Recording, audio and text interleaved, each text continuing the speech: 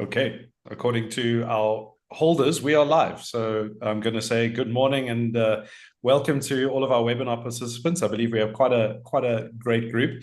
And I would say, yeah, just a general greetings and thank you all for your time and your hopefully future participation in this webinar. This is something that's quite close to my heart and it's been developing quite quickly. So we thought to develop a webinar on the DRC and the conflict in the Eastern DRC very, very quickly. So first and foremost, I suppose many of our readers and our viewers from Daily Maverick are probably wondering what on earth is John Stupart, the first thing writer, doing hosting a webinar on the conflict in the DRC and our soldiers and so on. And I think firstly, before I introduce Peter and Darren, I think maybe I should just clarify that I myself also have a long-held passion and have worked as a defense journalist for many a year. And it has always been something that's quite passionate and close to my heart, is particularly in South Africa, and it's just a sort of general interest I've always had. Some of you who've read First Thing quite closely might understand and see this in some of the writing, especially when I get sort of stuck into the conflict writing. You might see that my kind of true colors actually come out to the fore. For the longest time, I've kind of done that in conjunction with Daily Maverick and running the newsletters team at Daily Maverick. I, of course, absolutely love First Thing. Those of you who are not subscribed to First Thing, or I can't believe anyone in our subscriber base is not subscribed to First Thing, I strongly recommend you do. It is, if you read anything every morning, it's the one thing you should do. And that's kind of a no bullshit take from John. So with all that out the way, and now probably a lot of you also have seen my face for the first time, let me introduce the other two faces you're now seeing on this webinar. So just going left to right from what I see on my screen, we have Peter Fabricius, which again, if you read Daily Maverick and you've encountered anything relating to African affairs, foreign affairs, how South Africa is essentially geared from a foreign policy point of view, you would absolutely have read Peter Fabricius's titles and articles and probably attended one or two of the webinars that he's been involved in before. He is, I think, without a doubt, our best mind on everything international relations as it relates to South Africa. So it seemed like an absolute no-brainer to kind of bring him into the fold for this specific webinar. Now, on the other side of the foreign affairs spectrum, we have Darren Olivier, which, if you've seen anything about defense and military affairs, I guarantee you, if it was sensible, it would have come from Darren Olivier, or it would have come from someone who was informed by Darren Olivier. Darren is the director of the African Defense Review. I should say, in the interest of full disclosure, so am I. It's a project that the two of us and two other colleagues opened up and started many a year ago, I think going now on 12 years. And it was, just kind of a bit of a passion project for us, where I'd come out of my beats as a defense journalist, and I'd suggested to Darren that maybe we do this because we kind of thought we could do it better. And we now have, 13 years later, the ADR, African Defense Review, that we use for defense research and consulting and advisory, particularly to the media. So this is kind of a nice fit. Darren, if you haven't followed him on Twitter or Blue Sky or any social media platform that still exists and isn't pilfering your data, although I suppose that's still X, I highly recommend you follow him.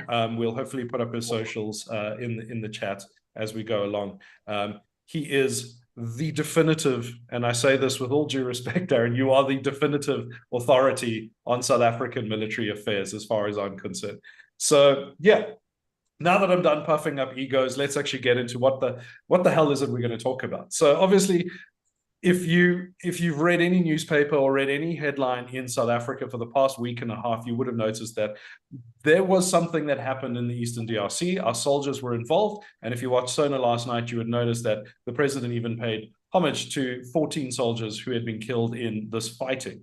So what I'm going to do in this webinar is essentially just explain that we're going to go with a general understanding from Peter and Darren about what happened in this region from a sort of broader political spectrum, and then also in the sort of the military side of things. What actually played out in the DRC a week and a half ago, And then we'll move on to sort of look at how things are playing out right now, leading pretty much right up to last night, if not this morning, in terms of events and proceedings there. Again, split between that kind of broader political side of things and then in the military side of things. And then we'll look a little bit forward and look at, well, what do we do now? Because obviously this is something of a crisis in South Africa for those who've been paying attention to security and military affairs in South Africa. So now it's a big case of, well, where do we go from here? So that's the broad spectrum. Obviously, we encourage everyone in the audience, please send your questions, any comments. We will try and fold them in as much as possible. And yeah, I think without further ado, what I'm going to do is now go in true Ask About Face fashion and start with the military side first, and ask you, Darren, if you can maybe just get us all up to speed with what the hell happened in the DRC that's kind of got everything in a knot here. Certainly. So I think the first bit of context we need to have is that South Africa has troops there as part of two separate missions.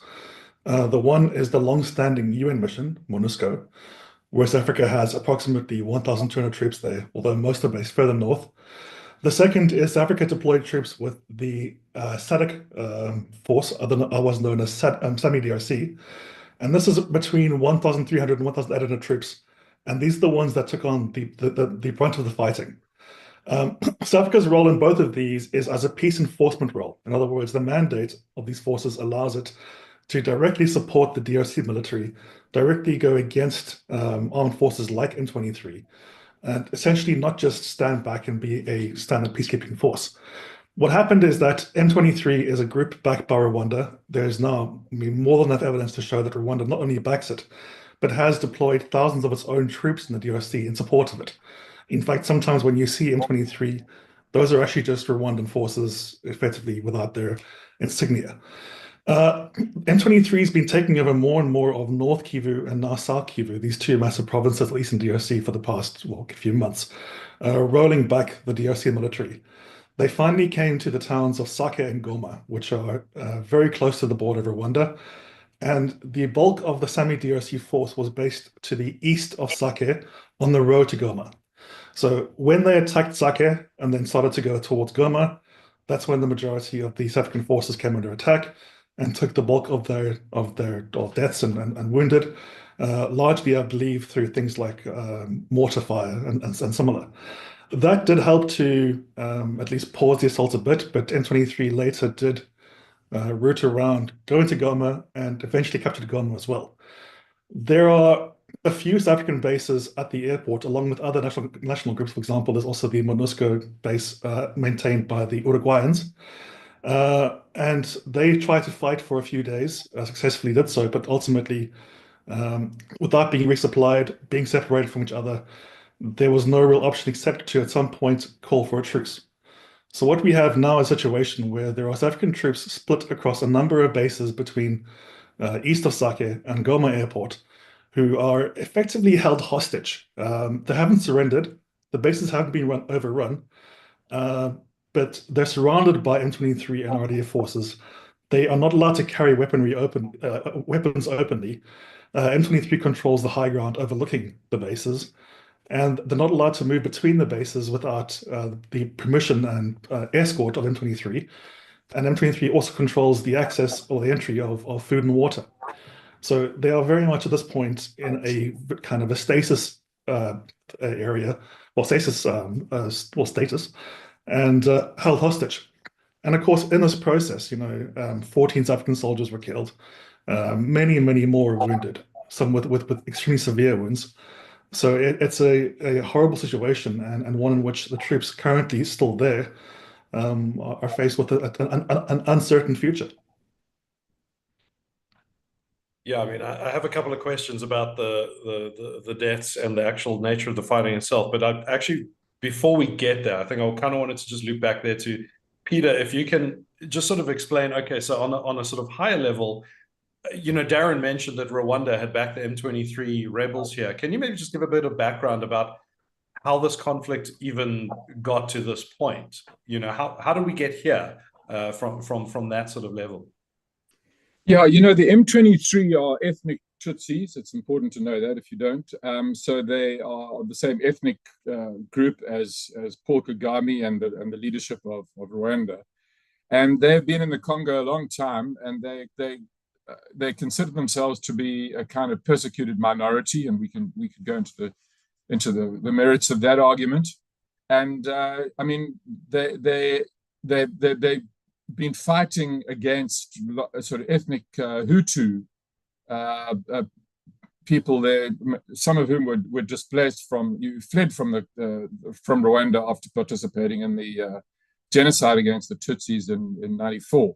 So they've been around a long time. They evolved out of an earlier group of ethnic Tutsis, and they in 2012 they did similarly what they've just done now. They went on the march, they went on the rampage, they captured Goma, and we sent in a force intervention brigade, as it was called, a component of MONUSCO, the UN peacekeeping force, but with a tough mandate, and defeated them. And then they kind of withdrew into Rwanda and Uganda, and then they have steadily been reasserting themselves. And Kagame, the president of Rwanda, claims to be doing a kind of what some people would say was a kind of Vladimir Putin in the crowd. He's going in there to assist his ethnic brothers, his fellow Tutsis, who he says are being attacked by these Hutus in an organization called FDLR, supported by the Congo government. So that is the kind of basis for it. I mean, there's lots of suspicions that Kagame is there for other reasons, for exploitation of mineral resources, for example. I mean, Rwanda exports a whole lot more gold than it produces, which is very little. But that is the basis of the conflict. And then SADC decided, because DRC is a member of SADC, that it would invoke its mutual defense clause and go in to assist the M23 in 2023. And that's basically what led to this clash. So then, Darren, in terms of the fighting, I mean, and there's actually, looking at the questions, actually quite a couple of questions about the nature of the injuries and wounds, particularly for the South African soldiers. Do you have any information that you can shed light on there, just in terms of how our soldiers, were killed, if there's any indication, how they were wounded, and then if you can, we'll get on the repatriation, I think, in the next section. I think let's put a pin in that for now. Sure. So I think something to be very clear on is that the fighting was extremely intense. This isn't just a case of a few lobbed mortars and nothing more. Troops were fighting direct combat, very close quarters, both indirect and direct. And there's videos online showing some of this fighting, showing South African troops firing, for example, 23mm guns outside, machine gun fire, RPGs from their bases.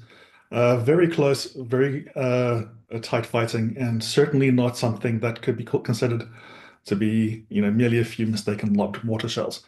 The South African troops, I think, considering the situation, that their numbers were too small, they lacked the right equipment, they were effectively confined to an infantry-only fight, performed well, as far as we can tell. It's unclear exactly how many M23 or RDF they were managed to kill. We probably won't know this for some time, but I do believe the number is high. So the troops, as far as I can tell, did a decent job. I mean, obviously there'll be some issues of deficiencies in some areas where things didn't go perfectly, but so far I don't see anything in the response that could have shown that the troops at least were not under direct attack and were not fighting very, very fierce fighting. I saw there was a report this morning in The Guardian that Rwanda has lost a few thousand troops already, actually. Obviously, not just from SAMI DRC, but from the FARDC as well, the DRC armed forces.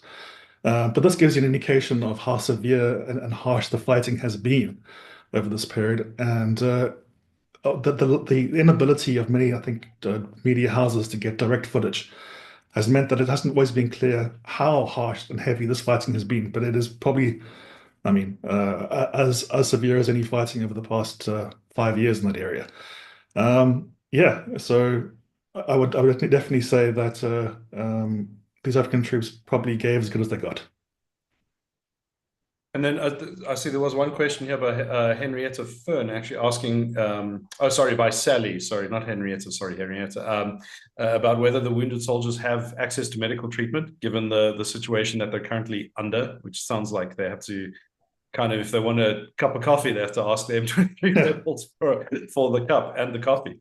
So it's not ideal. Within the bases, there are medics from the South African Military Health Service, but they're only meant to provide first-line support.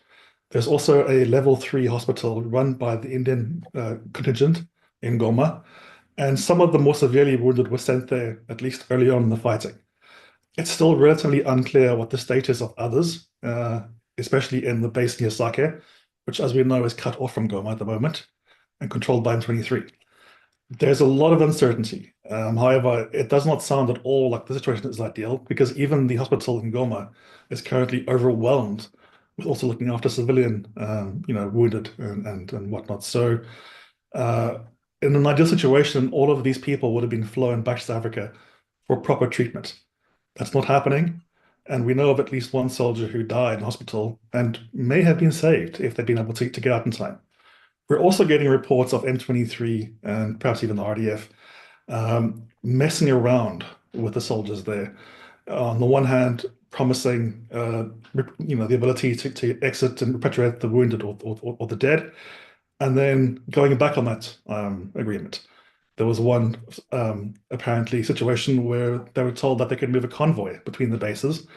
Got the agreement. The moment the convoy's trucks started leaving the gate, they were suddenly stopped, surrounded by guns, and scared, by M23.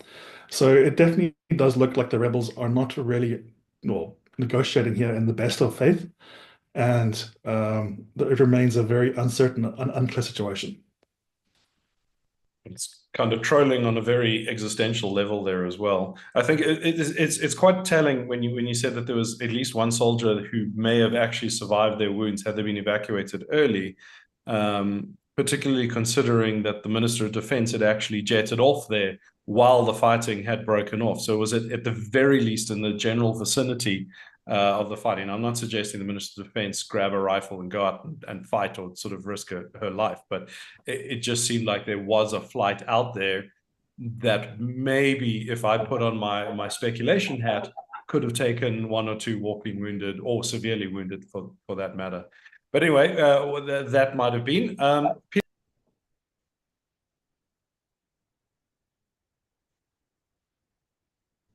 You muted, John.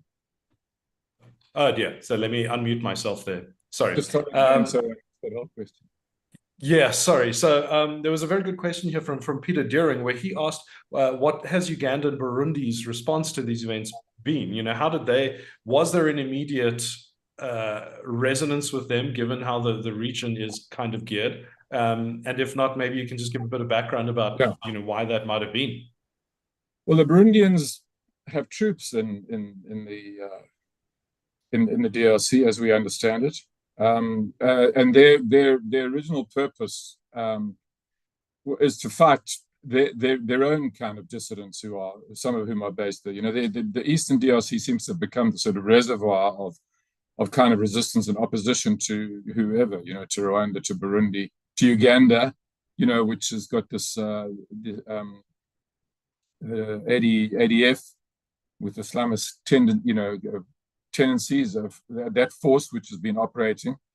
And so there seems to me, as I understand it, some possibility that there could be, more. So that you could say the Burundians and the Rwandans have already, in a sense, clashed, if not directly, then indirectly through the M23 in Eastern DRC. And as M23 has been moving further south from Goma to Bukavu, which they are on the outskirts of, I understand, they're also getting close to Burundi and raising tensions with Burundi about the possibility of some more direct clash between Rwanda and Burundi.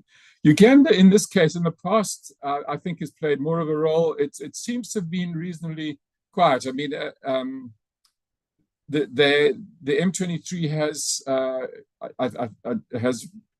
I think operated to some degree from Uganda down the years, But I've not picked up any sense of Ugandan troops being done. They were involved not very long ago, also pursuing their enemies there. But I haven't heard of any involvement directly in fighting this time around. Yeah, I can't say I've come across any fighting either. But that kind of leads into the next question that I wanted to ask, because I think, based from what I've seen on social media and just on general sort of reaction to this crisis from ordinary South Africans, is a question of why are we here?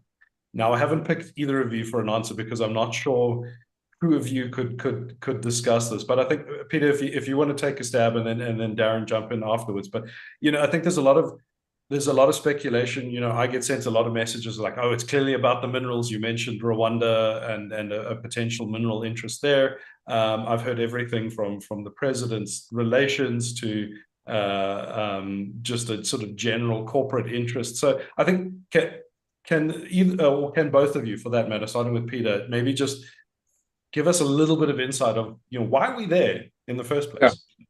Yeah. There's always that suspicion of some financial interest. When we had a similar situation in Bangui, in the Central African Republic, across the border in 2013, there was a very substantial suspicion, I think, that President Jacob Zuma and his family had interests which might have been motivating it. I don't personally believe that is what is motivating this.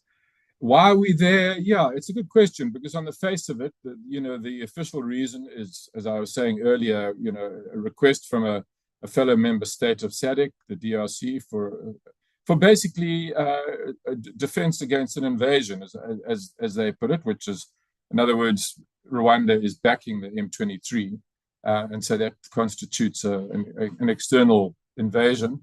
And there's also, a little bit more subtly than the argument about mineral interests and so on, there's quite a lot of resentment between Rwanda and South Africa historically, which may be to some degree fueling this. I think you're aware of the fact that there's some exiles from Rwanda, political opposition based in South Africa, that Rwanda has tried to kill them on a few occasions, has managed to kill one of them in 2013. And there was a mutual expulsion of diplomats as a result. So the relations are tense between South Africa. Really, they've calmed down a bit since that episode of the last 10 years, but they're still tense. And I think there's a resentment in South Africa and SADC about Kagame just throwing his weight around. They were unhappy about the fact that he arrived in Mozambique days before SADC did to attack the Islamists on behalf of the Mozambique government. So there's underlying resentment which may also be fueling this. Yeah, and then just to add what Peter said, South Africa's been there for a long, long time. South Africa was one of the key players in negotiating the end of the Second Congo War, which ran from 1980 to 2003. We hosted the Sun City Accords, and as part of that, there was this UN, at the time, a peacekeeping force formed, then MONUC, which South Africa was one of the first countries to provide forces to. South Africa has since then been a part of this mission, which later became MONUSCO, all the way through. So we're talking going back 25 years. This is a long time to be involved if we're talking about individual mineral interests. South Africa also has a vested interest in this not becoming a third Congo War, which obviously is looking like a very real possibility right now. Any kind of regional conflagration is going to be of severe detriment to South Africa's own economy, in the area's investment, and just in general, things like refugee flows and whatnot. It is immensely destabilizing. So South Africa has always had a legitimate foreign policy objective, at least, in keeping the Eastern DRC relatively stable. Hence its interest in MONUSCO, in the FIB, and now in SAMI DRC. You can never obviously completely discount the possibility of some corrupt interests. But in this case, I think we need to look at Occam's razor and say, well, does Africa legitimately have interests there that justify the deployment of troops? And the answer is yes. Furthermore, South Africa isn't there alone. MONUSCO has more than a dozen nations as part of it. The SAMI DRC force has three different countries as part of it, and of course was approved by the entire SADC heads government summit. So it's not a case here where we have South Africa acting alone as it did in Bangui.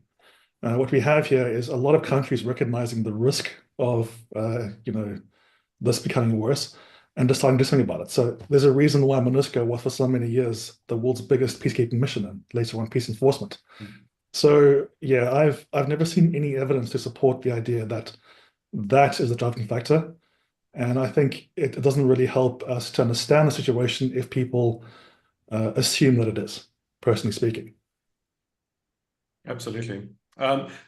There's a lot of questions here about the nature of that fighting, but I think in the interest of time, I'm actually going to push forward a little bit into, sort of what the reaction was in South Africa and how this played out here, because I think what the reaction was itself, both from the government side and just the general sort of public reaction, I think is an important one that's worth discussing at length, I think. I know, obviously, those who are not aware, that Peter actually did publish a story on this on Daily Maverick on the 28th of the month, when the fighting was still going on and soldiers were still dying. Our chief of army and chief of air force were playing golf at an air force organized golf day in Copperleaf in Centurion. And that, it for me, I think about that a lot, because that kind of like weighs on my mind about the sort of just the what's going on there. So I think, Darren, just to kind of stick with you, can you just explain, okay, following because obviously there was we're now in this essential, it's not even a stalemate. Our soldiers are being held hostage by M23 rebels, obviously being trolled a lot, going back and forth. I shouldn't laugh, because it's actually a very serious issue there. What has happened? What has become what was the reaction from the military standpoint? What are they doing now to resolve this crisis? So I think first of all, we need to say that South Africa was unprepared, both militarily and politically, for this to happen, which they really shouldn't have been. The response we've seen from the SANDF is a combination of apparently not taking it seriously enough, as we saw with the Gulf Day, while trying to project some strength as well. We have seen many flights going up of cargo aircraft between South Africa and the area, not quite to the area where the troops are, and we can't get more details on that, but there's clearly an attempt to have some kind of response and some kind of projection of strength. The problem is, though, is that the SANDF today is much, much weaker than it was even, a decade ago, when it was part of the FIB and helping to push back M23 then. For example, you can't, at this point, send Rooivalks. You can't send as many Gripens up. You can't send as many troops up, or even, mechanized forces, so forces with heavier armor.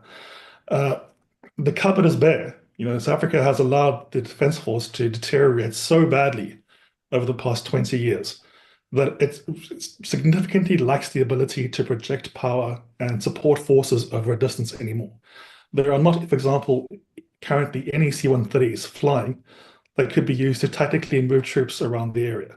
There are too few RX helicopters. I mean, you can go on and on and on and on about how poorly prepared the SANDF is, purely because of the wrong choices made by government and the severe budget cuts over the past 20 years. So this is, I think, something that should never have happened. Many of us warned that this mission was high risk. We warned that the troops were not sufficiently sized or equipped to handle a contingency where M23 overran the DRC armed forces. This is not a surprise. It's not a secret. I'm told that there were even warnings from inside the SANDF to senior leaders and to the presidency and the Minister of Defense about this. I'm not one generally to call for people to be fired or resign. In this case, though, I think the aftermath of this definitely warrants the sacking or resignation of the Minister of Defense and the Chief of the Air Force and Chief of the Army. I think they failed both before and after in their response. Another thing we've been seeing, of course, is that government's messaging is terrible. We have confusion over the mandate of this force that they deployed into harm's way. We have ministers claiming that they were just peacekeeping forces who were, attacked, and that's not accurate. The force obviously had a robust peace enforcement mandate. It was assisting the DRC army. It was always going to come under attack the moment that the DRC army did. So this tells me again that government and senior military leaders were just completely unprepared. not willing to listen to the warnings they're receiving. And what we're seeing now is the outcome of that. And unfortunately, it's taking, well, 14 deaths, many, many wounded, and a still uncertain situation for the troops there. For example, we don't even know that if they can negotiate for the troops to leave Goma and Sake, that they'll be able to leave with their equipment. They may be forced to leave behind everything they have there, in which case that's a massive loss as well for the SANDF, which cannot afford, obviously, to replace any of this. So yes, horribly, horribly unprepared and unserious, in my view.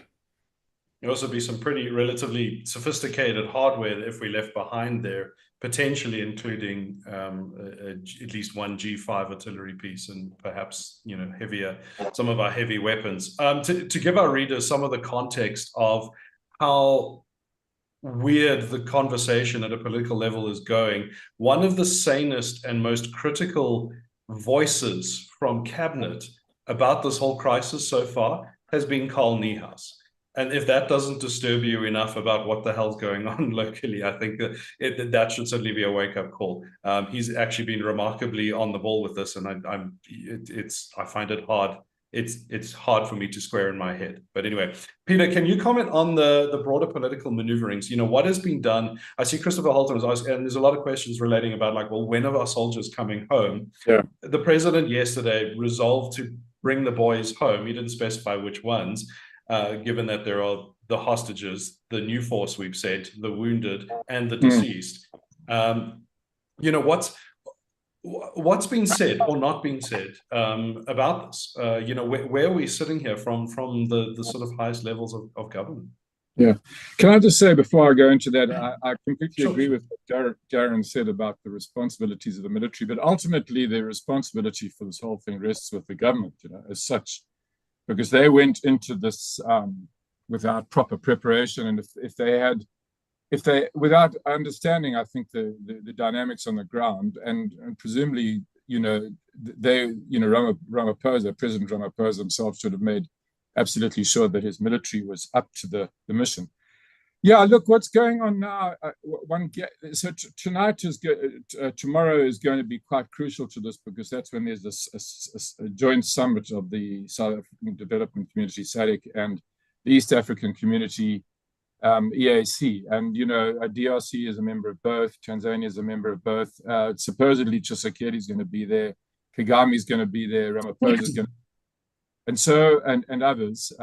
Hopefully also João Lourenço, the president of Angola, who's been involved in the peace negotiations and in fact helped to secure a kind of a peace agreement in August last year, which then collapsed. So that seems to be the place where everyone is assuming that there's going to be hopefully some kind of resolution.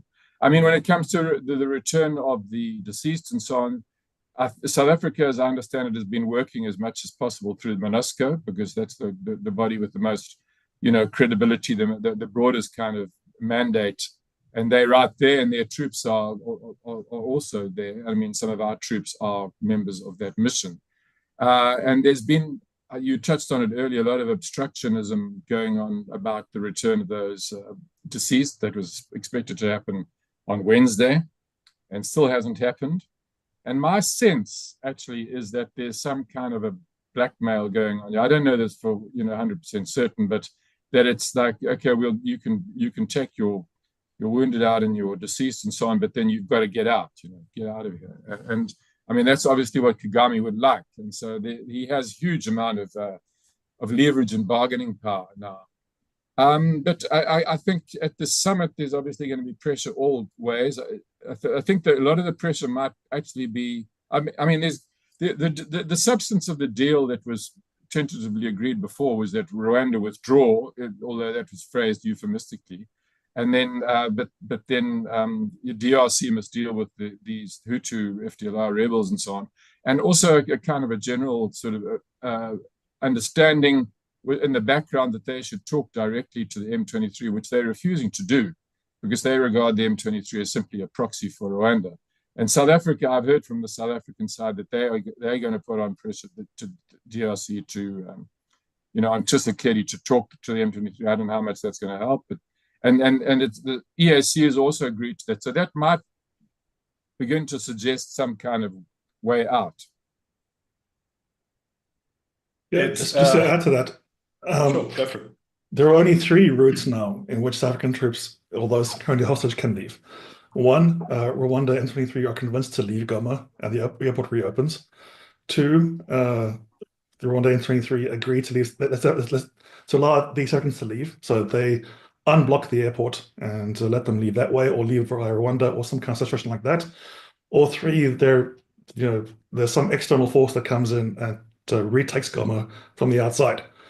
Of those 3, the most likely is the second one, and that's what gives them a lot of leverage as well. I mean, so you've outlined 3 scenarios, all of which we leave, and we kind of effectively retreat with our tails between our legs, which is probably the most sensible thing to do right now. Do you see, Darren, I think just if to ask you, do you see a realm in which we might stay?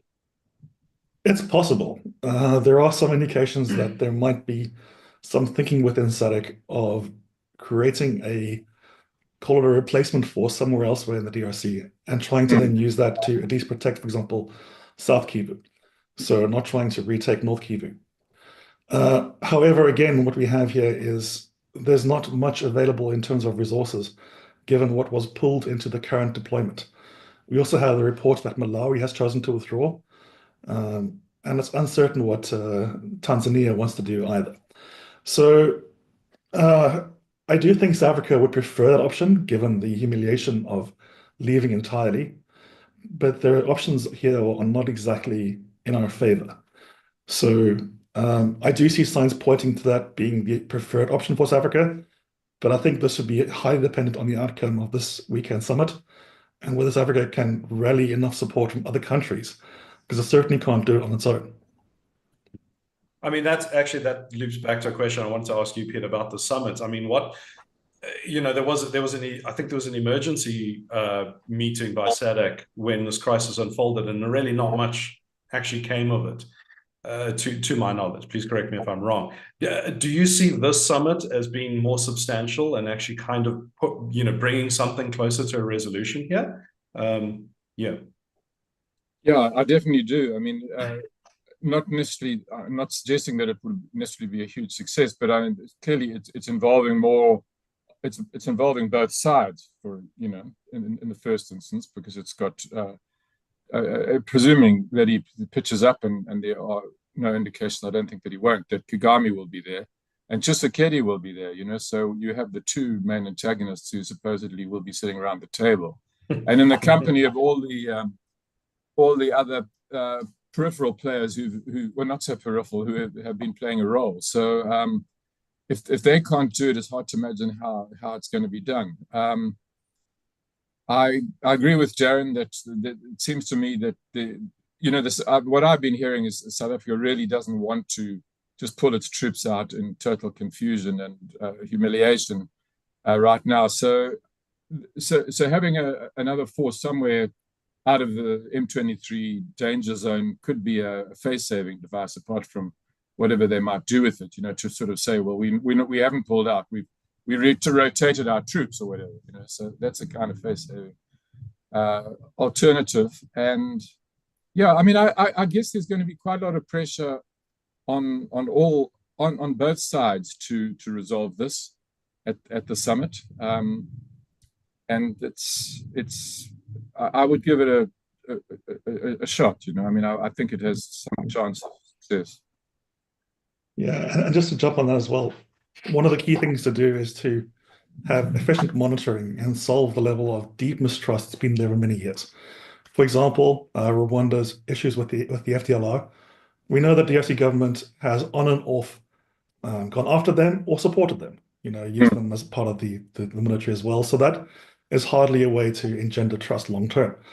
On the other hand, back in 2012, the DRC government and Rwanda were, through talks held by the parties, agreed to have a joint force operating against the FDLR, which they did for some time.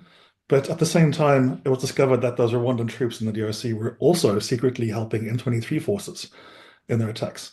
And that later resulted in M23 taking over Goma. So you cannot have any level of trust when you have these kinds of duplicitous actions. So I think a key element of any kind of summit, any kind of long-term deal, is to have a proper way to hold both sides to account. Yeah. Well, so pivoting from that, and this would, I think, hopefully segue nicely into the final section of, well, where to from here. But Ralph, and actually a number of our audience members have actually asked, what are the capabilities of the SANDF and SAMI DRC in theater? And perhaps maybe if you could just, Darren, go back a bit, historically, what were the capabilities of it? And then also, if you can maybe speak a bit, what's the equipment and training? You hinted at it just now about the Rwandan-backed M23 forces. What are they using? For everything I've seen in the footages, they are not the same M23 that I remember seeing several years back. So maybe if you can just comment on that. Yeah. Certainly. So SAMI DRC, as I said before, it's predominantly light infantry force. They don't have much heavy armor already. They have some good artillery. So there's at least 4 G5 artillery guns from South Africa, the first time they've been deployed since, I think, the Angolan War.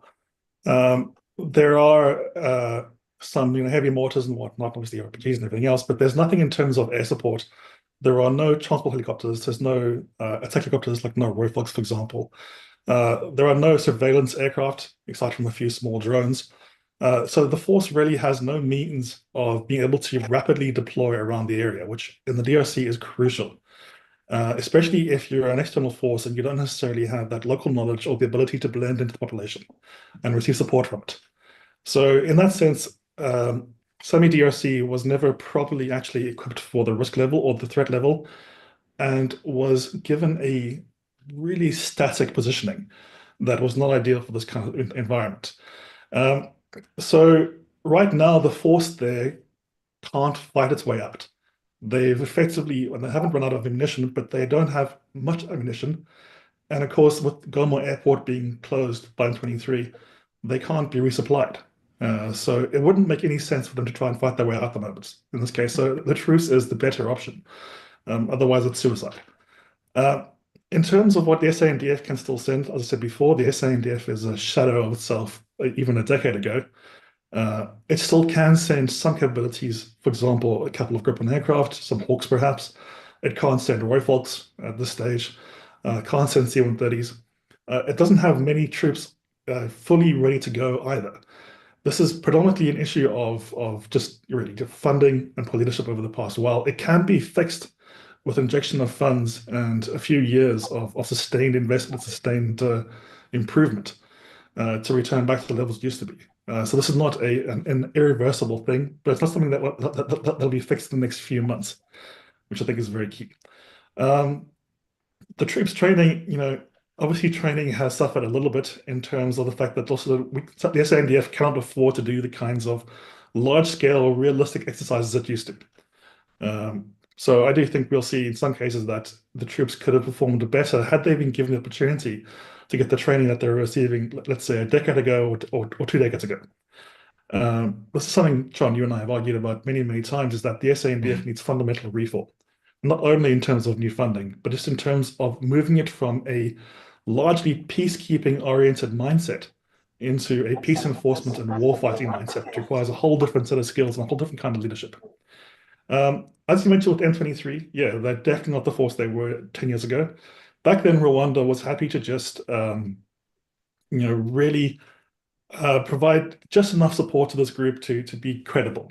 But in the years since, obviously, you have MONUSCO has gotten more impressive. You've had the DRC military has invested a lot in capabilities, including special operations forces, and of course, yes, SAMI DRC. So evidently, Rwanda realized this time around it had to use the time between 2013 and now to significantly improve the capability of M23 and turn them really into a full-on proxy army. They're unlike any other rebel group I've seen, anywhere in the area. They're certainly not a ragtag rebel group as is commonly believed. And if you watch them, the footage of them moving, they're properly equipped. They have full backpacks of gear. They move like real soldiers. They have the right tactics. They have both modern and height and heavy weaponry. they're using things like GPS-guided mortars and drones dropping bombs. And I believe they're even making use of Rwandan UAVs like the TB2s as well. So yes, this is definitely not just a case where this is some random rebel group. This is effectively an extension of the Rwandan Defense Force and should be seen in that light. I mean, touching on that then, Peter, I actually have two rapid fire questions for you there from first one is from Tim, who asked whether and I'm legitimately curious about this, whether the Rwandan ambassador to South Africa has actually been called into DRC or has been issued a démarche, or I don't know if I'm saying that right. And then the second question by Valerio is which countries might play the best facilitation role in any of these negotiations, which I guess we might see tomorrow. To be honest, I don't think that the Rwandan ambassador has been démarched. I asked about that early on in the conflict, and I got a sort of rather fuzzy answer, which suggested not. Which, yeah, is I guess part of the problem with the diplomacy. It just hasn't been that aggressive enough or effective enough. When it comes to who can play a role, well, I mean, you know, what we have, as I was mentioning earlier, we have Angola, which has already been playing the role of mediator. They're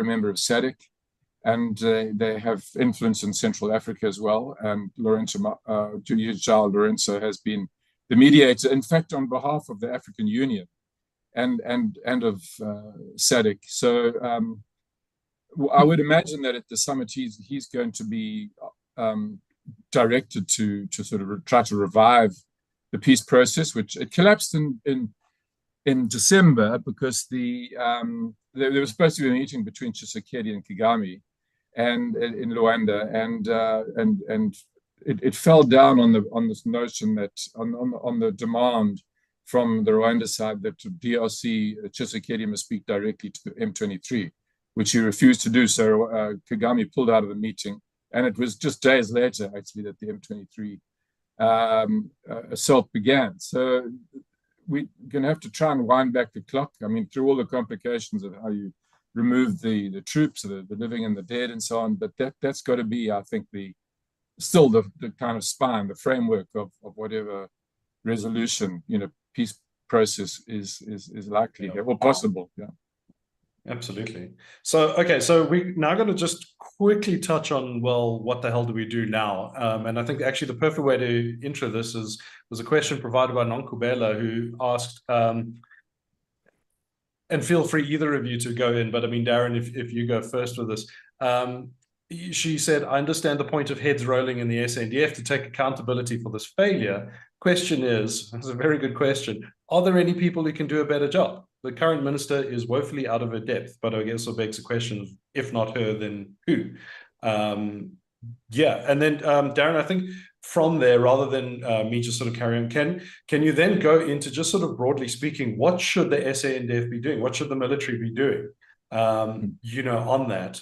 And then, Peter, I'll lean on you for sort of just a broader, foreign policy and just general policy formation. What do we do? Yeah. So, yeah, I mean, there are definitely better people. There's people who've served, for example, in the DoD Secretariat for many years, who have extreme knowledge of how the DoD works and what needs to be success, who will be much better candidates for defense minister. So the skills are there, they're just not being picked. In terms of next steps, as before, the SANDF needs a big increase in funding if we're going to be doing these kinds of missions, and severe reform of its structure, its approach, its leadership, and its training, just in terms of moving again from a passive peacekeeping perspective and stance to one that involves being able to do peace enforcement missions. But this won't happen quickly. So these are all things that will happen after this crisis is over, or should happen after this crisis is over. Lessons that should have been learned after Bangui, but weren't. And my argument would be to actually hold a fresh defense review, because the previous two are clearly out of date and clearly no longer relevant. But the immediate answer is, yeah, do everything possible to get the troops currently in the DRC and hopefully also their equipment back home safe, or at least to a safe area within the DRC. Yeah, I mean, it's 100%. I guess there's like an immediate what should we do, and that's get get the boys home, as the president says. And then there's a lot of very real questions to be asked from there. And then I think, so Peter, with that, I was touching on the foreign policy aspect purely because any reform of the military should be linked to foreign policy, I assume. Where do we even sit there? I mean, I don't even know what our foreign policy is, to be honest. Yeah, the way I see this in a sense, okay, I mean, clearly, as Darren was saying, the military could do a better job with what they've got. The fundamental problem seems to me that the government, and we're talking now really, this dates back to the ANC government alone, before it was joined by, GNU partners, has a kind of foreign policy ambition that's way beyond its capacity to deliver on. They like to think of themselves as being capable of punching above their weight, but I mean, here's a great example of where that just fails completely. Where you get knocked out. And so, I mean, if funding is the essential problem, which it seems to be, you either decide, we're going to fund our ambitions, or we're going to scale back our ambitions, and I think that is really the problem. My sense of this whole thing was that South Africa, foreign policy wise, just stumbled into it with its eyes, wide closed, because they didn't even know, for example, that the East African community was launching an initiative and a peacekeeping force until it virtually happened, at the end of 2022. So there's been a lack of coordination across the region, and just a lack of, I think, proper intelligence from the South African government side about what's going on there. And as Darren said, this is a project, if you want to put it like that, a mission that's been going for over 2 decades.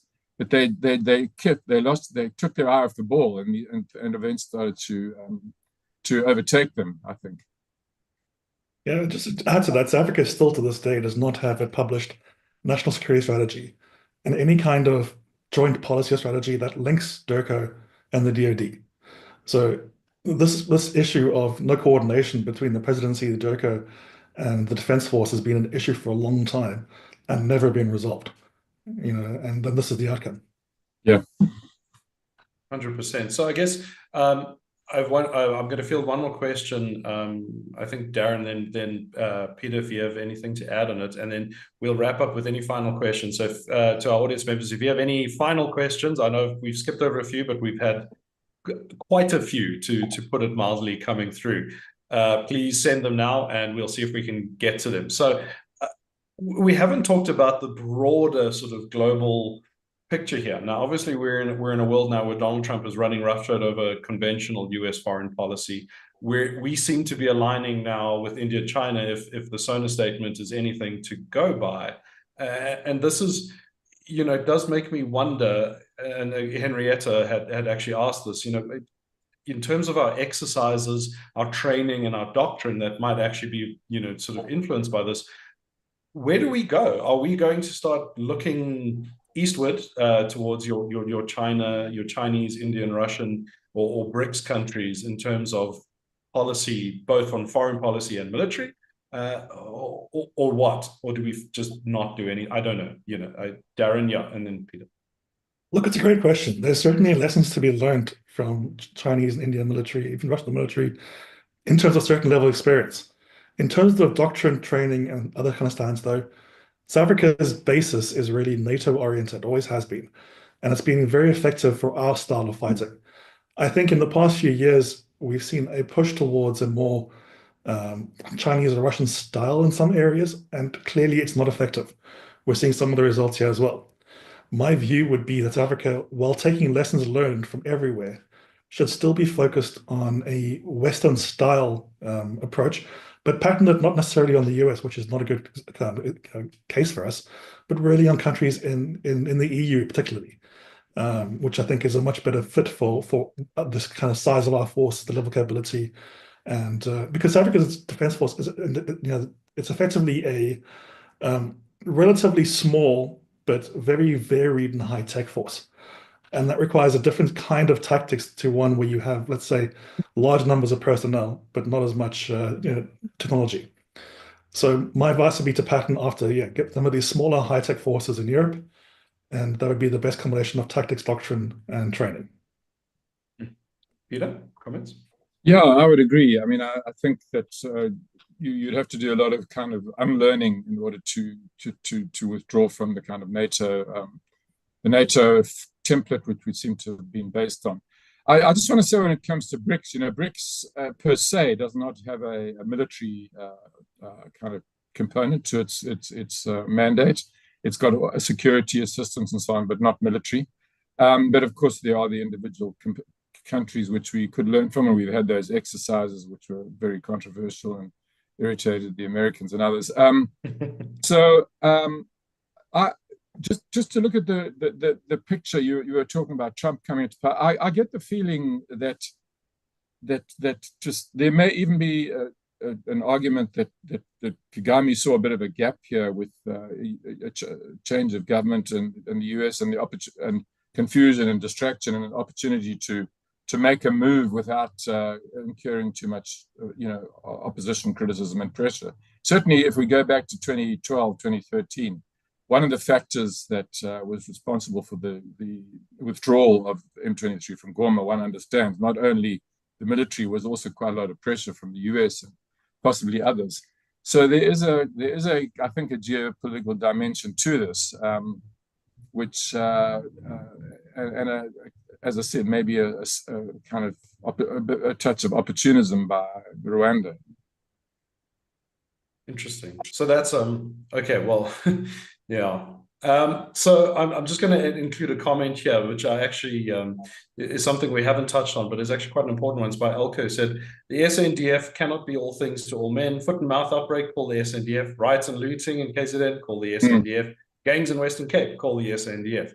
If you're the DA, that seems to be the hotline you have on your red phone in Cape Town. 100% agree with that. But SANDF is not a surgical tool that's going to save the patient every single time they go into cardiac arrest. And I think this crisis in the DRC is now really kind of showing that. So I think we'll go into our sort of just, I think, final comments, and I'd like to maybe phrase it if both of you could kind of picture yourself in the office with the president and the Minister of Defense and the Minister of DERCO, for that matter, given your comments, Peter, and you had 5 minutes with them, or they don't do 5 minutes here, what would be the one thing you would tell them? Peter, let's go with you, and then Darren. Yeah, I think I would go back probably to what I said before, that we need to be a lot more focused and realistic about what our foreign policy objectives are, in Africa as elsewhere, and that we need to ask ourselves whether we have the capacity to handle these sort of situations, which require far more than clearly a lot of people in those cabinet meetings envisaged, because there was a sort of air of kind of casualness about the way this whole thing was launched, and either to fund it or to scale back the ambition. I mean, if we'd carried on just as part of MONUSCO in a normal peacekeeping role right along, from the beginning, obviously this wouldn't have arisen. We'd be far less effective, and you'd have to scale back your ambition, but at least it would have been manageable. Yes. Yeah, I completely agree with that. My advice would be to drop the delusion, drop the wishful thinking, and understand that this is a serious situation that requires a level of realistic thinking around this now. It's a complete, and it's a serious crisis, probably the deepest crisis Africa's faced in decades, and it needs to be treated that way. No more hoping for the best outcome and waddling through it. This really requires a focused, serious, and difficult response. And clearly, the need now is to refocus and withdraw a bit in terms of ambitions, because the country does not, as Peter said earlier, it's trying to punch above its weight. It still believes that it's a regional power, which it hasn't been for some time now. And it's time to realize that, and then work towards resolving that. So both diplomatically, so finding a way out of this mess and rebuilding South Africa's credibility, as well as monetarily. And just to add to your point there also about the SANDF can't be all things to all people. We need to know what the SANDF is for. And we haven't known that for the past 20 years. It's been used for everything, and as a result, it has become worse and worse and worse and worse and deteriorated. That's unfair to the troops, and it's obviously very bad for South Africa's own credibility. So be realistic, and really drop the delusion. Yeah. I mean, on that very serious note, we are effectively out of time. I would answer the one burning question that nobody has asked, and that is that, yes, you do need a beard to work at African Defense Review, and yes, you do need a blue shirt to be on this webinar.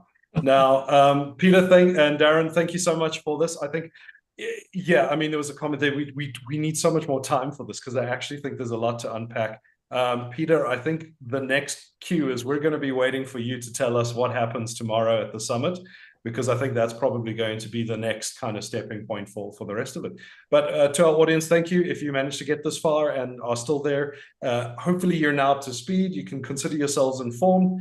So when you all go off to your parties tonight, you can talk about this with confirmed and approved authority. So yeah, thank you to our two speakers, and thank you to all of you for attending. Have a good day.